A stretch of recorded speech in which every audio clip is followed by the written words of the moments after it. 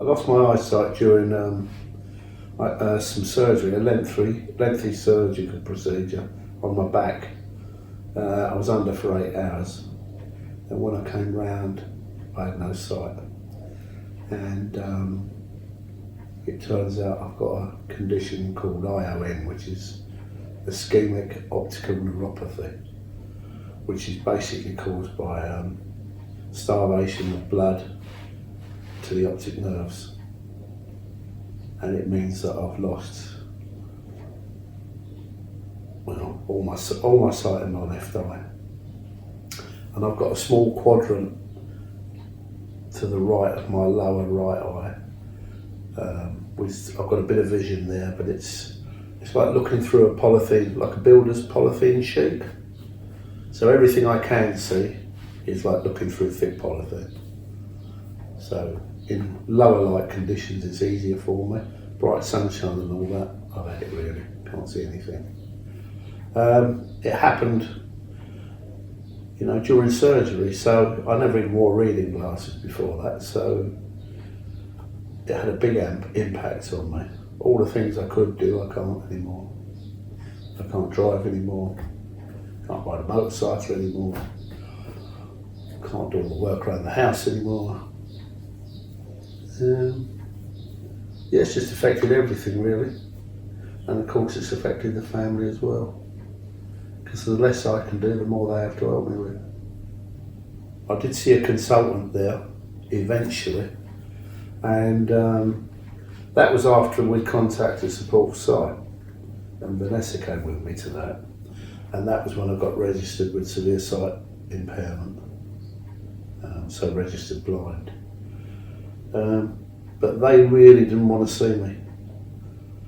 Every time I go and see anybody relating to my eyes, I have to go to Moorfields in London. So I've never been in that clinic in Harlow since I was registered blind. I've had support from Support for Sight with the loan of equipment, which was great because it loaned me equipment that might have helped me. Some did, some didn't, but it gives you the chance to try these things before you actually decide to buy something that's right for you. But really the only support I've had from any agency has been from Support for Sight. Well, a lot of support from the family. It was very difficult for them because for 6 months I didn't do a thing. I sat in the chair here and listened to the TV all day long. I think the biggest thing was that I was shown that I actually could do things. There are some things that I can do. And once you actually decide, well, I'll have a go at that, I'll try that.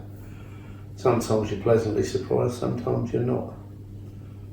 And I was encouraged to do a little bit of, with Vanessa when we did some training sessions with social services for sight impairment. And I quite enjoyed that. So yeah, just try things. And when people actually, try and help you see that your life isn't over just because you've lost one of your senses. That's the hardest thing. But once you come to terms with that, as much as you can move on a little bit. Only 2 bits of advice I can think of. The first is, be willing to let people help you. Because I absolutely did not want to contact Support for Sight at all. My wife did it. She was in a bit of a state and she did it. In her initial call she spoke to Paul, and she asked me about it and I was having none of it. But she chipped away at me, and then she arranged a visit. And it was the best thing really that I agreed to. So accept help. That's the first thing. Some of it you won't want. And the second bit really is the best advice you can get is when somebody says, you need to get on with this, your life isn't over. I met a consultant at Moorfields, and I was struck by how blunt he was. the first time he examined me and saw me, he just sat there and said, first of all, this is what you've got, and secondly, this is not going to get better. Short of a miracle, he said, and I've only heard of one of those with a condition like this. So don't hold your breath, you're not going to get your eyesight back. And the reason I still go there is because they just check that it doesn't get worse, because of the age-related stuff that you can get. But those two bits really, accept help, but as soon as you decide your life's not over and there's things you can do, well, you can try.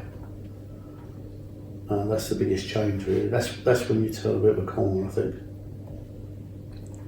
I mean, I never went outside the door, but when I got a bit of